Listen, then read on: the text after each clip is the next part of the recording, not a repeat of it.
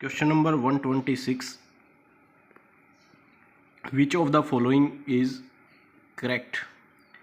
Total energy of a system always conserved for what is the for what well internal or external forces act on the system for any value of नहीं.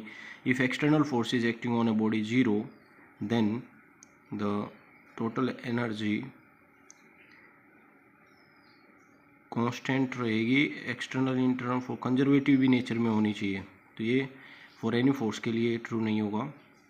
और the work done in a body in moving A close path is 0 for every force, नहीं, ये भी conservative के लिए ही होगा, for every force के लिए नहीं होगा. तो दोनों ऑप्शन इनकरेक्ट हैं, तो ऑप्शन 4 आएगा. Next 127. A wheel of radius 60 centimetre, तो रेडियस होगी 0.6, मोमेंट ऑफ इनर्शिया है 5 kilogram metre square, force constant है 60, फोर्स एंड 60 न्यूटन, टाइम है 4 सेकेंड. तो यहाँ से टॉर्क निकाल सकते हैं R into F, 36 newton metre आएगा. और टॉर्क होता है आई एल्फ़ा, एल्फ़ा निकल सकता है टॉर्क बाय आई. टॉर्क है 36, आई है 5, 7.2 रेडियन पर सेकेंड स्क्वायर. और थीटा इक्वेशन ऑफ मोशन लगाएंगे सर्कुलर के लिए, तो थीटा आएगा half alpha T square. T है 4 का स्क्वायर हो गया 16, तो थीटा की वैल्यू आ जाएगी रेडियन 57.6.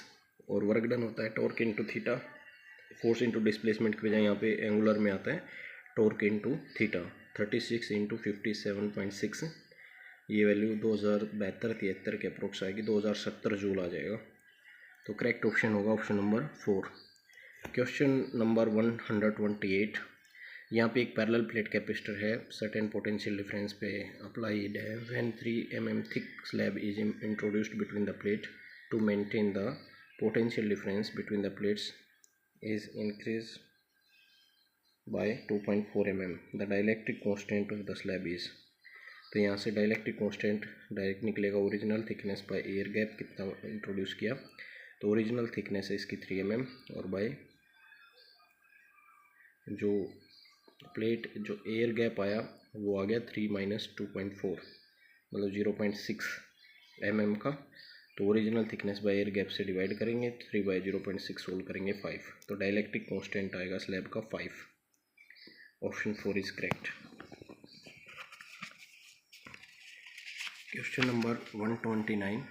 इसमें एक एरोप्लेन है flying horizontally with A velocity 600 km/h at a height of 1960 meter.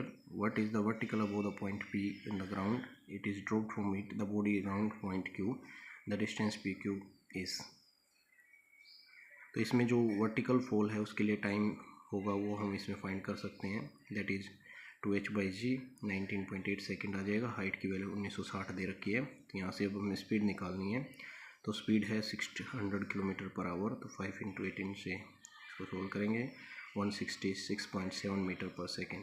तो डिस्टेंस जो ट्रेवल होती है ओरिजिनल रेंज जो बोल सकते हो आप, वो स्पीड इनटू टाइम से निकल जाएगी, 3300 मीटर आएगी, 3.3 किलोमीटर. तो ऑप्शन आएगा ऑप्शन नंबर 3.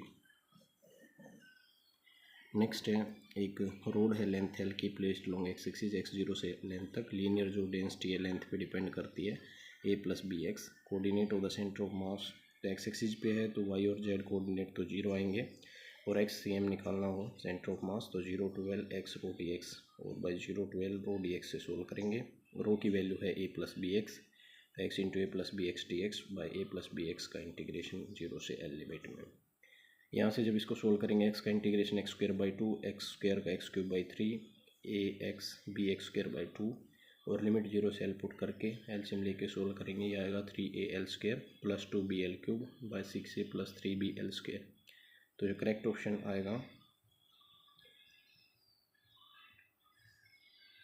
वो आएगा ये वाला, 3al² + 2bl³ by 6a + 3bl + 3bl² आएगा.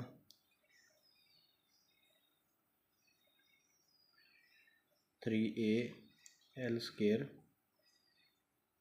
ठीक है, और 2bl³, तो al² नीचे al भी आएगा ना, ए एल, ठीक है, एक एल कैंसिल कर देना फिर, स्क्वायर और ये एल, तो 3AL plus 2BL square, 3AL plus 2BL square by 6A plus 3BL, option first आएगा भाई, ठीक है, ऑप्शन फर्स्ट करेक्ट होगा।